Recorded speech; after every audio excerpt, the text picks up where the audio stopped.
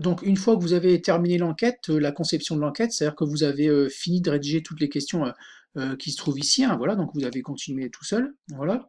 Une fois que vous avez rédigé en fait toutes les questions, il va falloir en fait maintenant diffuser cette enquête pour collecter les réponses, hein. Donc, pour ce faire, vous allez cliquer ici sur le module diffusion et collecte, hein, qui se trouve ici au milieu, voilà, donc ici. Alors, vous allez avoir, alors, il y a plusieurs possibilités pour diffuser cette enquête, hein. On peut faire de l'emailing, d'accord, donc envoyer en fait à une liste de destinataires dont on connaît les adresses mail, hein. On peut diffuser cette enquête sur les réseaux sociaux, on peut intégrer cette enquête dans un site internet, on peut également générer un QR code pour accéder à l'enquête, et enfin, on peut générer une application mobile. D'accord. Donc nous, on va commencer par l'emailing, d'accord, donc tout simplement, donc on va faire un emailing, donc on va l'envoyer à une liste de destinataires dont on connaît les adresses mail. Donc dans le site TechnoResource, toujours pareil, en fait, il faudra que, donc on le fera ensemble ça, il faudra que quelqu'un ici, enfin, ou moi je téléchargerai en fait le fichier ici, donc c'est un tableur Excel, hein, avec des adresses mail, et que vous mettiez en fait tous vos adresses mail, donc vos adresses mail, votre nom, votre prénom et votre dernier diplôme, d'accord. Donc c'est un exemple, hein, vous allez voir, donc moi je vous en ai préparé un pour faire ce tutoriel vidéo, hein. Donc moi je vous ai préparé, donc il faut que ce soit en fait un tableur Excel, d'accord. Donc j'ai essayé avec un format OpenOffice ou LibreOffice, mais ça fonctionne pas, donc il faut vraiment que ce soit un tableur Excel. Donc moi je l'ai réalisé avec LibreOffice, mais je l'ai enregistré en .xlsx, donc c'est un tableur Excel.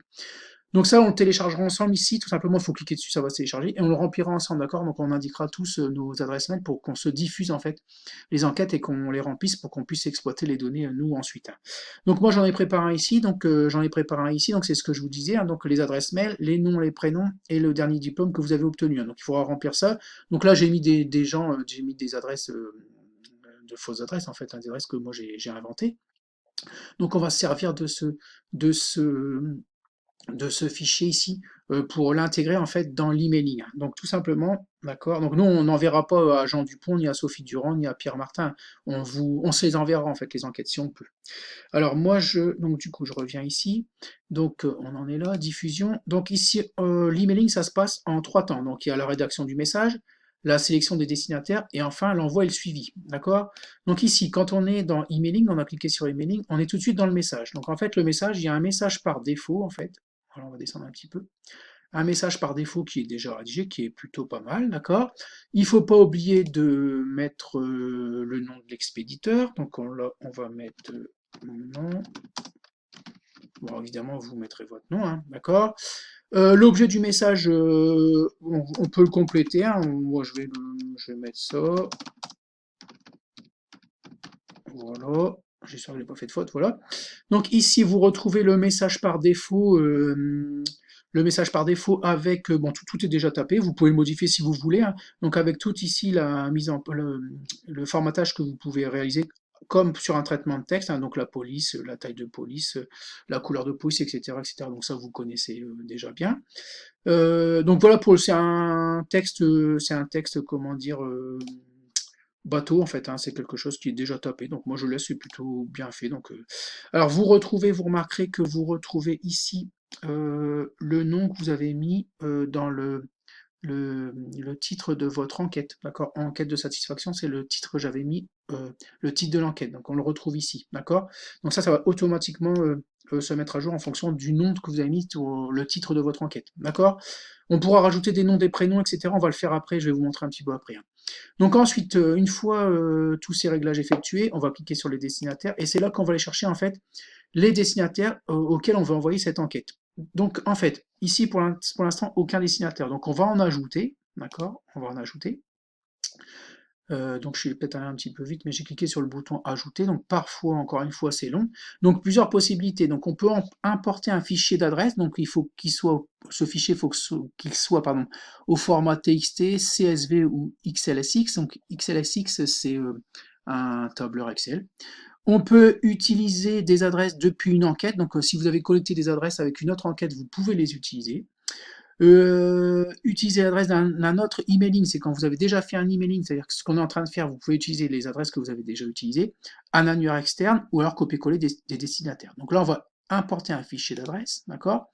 Ici, vous allez le sélectionner, donc moi je vais aller le chercher, donc il est, si je ne me trompe, il est dans formation Sphinx, alors il est là, donc c'est celui que je vous ai montré tout à l'heure, donc là, il est en train de vérifier s'il est correct, en fait si le fichier est correct, ça devrait passer en vert, voilà, donc c'est le fichier dont je vous parlais tout à l'heure, hein, que je vous ai montré tout à l'heure, ce fichier-là, voilà, donc là on l'a importé, et je vais cliquer sur suivant, d'accord? Donc ensuite, donc on s'occupe pas du message qui est ici, hein, donc on retrouve en fait les adresses mail que j'avais saisies, les noms, les prénoms et le dernier diplôme. D'accord. Donc là on peut rajouter des colonnes, hein, c'est pas gênant. Vous allez voir qu'on peut s'en servir par la suite, hein. Donc on clique sur terminer, voilà. Donc maintenant on a les adresses des destinataires qu'on vient d'importer. D'accord. Donc ensuite, maintenant on va retourner en fait dans le message et vous allez voir qu'on peut intégrer en fait ces noms et ces prénoms ici dans le message. Donc on va venir ici, voilà, message. Alors je vous ai pas montré tout à l'heure, mais ici, donc bonjour, on va faire espace. Ici, on peut en fait dans message insérer des champs de fusion. D'accord. Donc maintenant, tout à l'heure je vous ai pas montré, j'aurais dû en fait dans message ici. Donc je me suis positionné juste après bonjour, dans message ici, champ de fusion, on n'avait que définir, on n'avait rien d'autre. D'accord. Donc on peut mettre le nom, voilà. Voilà, je vais venir ici, pardon, je vais recliquer ici. Alors je fais échappe pour sortir. Voilà.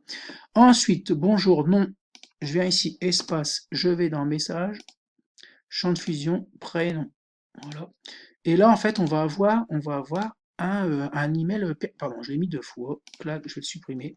On va avoir un email personnalisé avec les noms, prénoms des gens qu'on a, des destinataires qu'on a insérés, en fait, ici dans les destinataires. D'accord? Donc maintenant, l'email va être personnalisé. On va recevoir bonjour, nom, prénom. Voilà, donc pour Sophie Durand, Pierre Martin, Jean Dupont, d'accord. Donc là, je viens dans message, je reviens dans message. Voilà, donc voilà un petit peu pour personnaliser un petit peu l'email, hein. Donc on peut le personnaliser une fois qu'on a intégré en fait, qu'on a intégré ici des destinataires. D'accord. Une fois qu'on a ajouté des destinataires, on peut les, on peut les intégrer dans le message.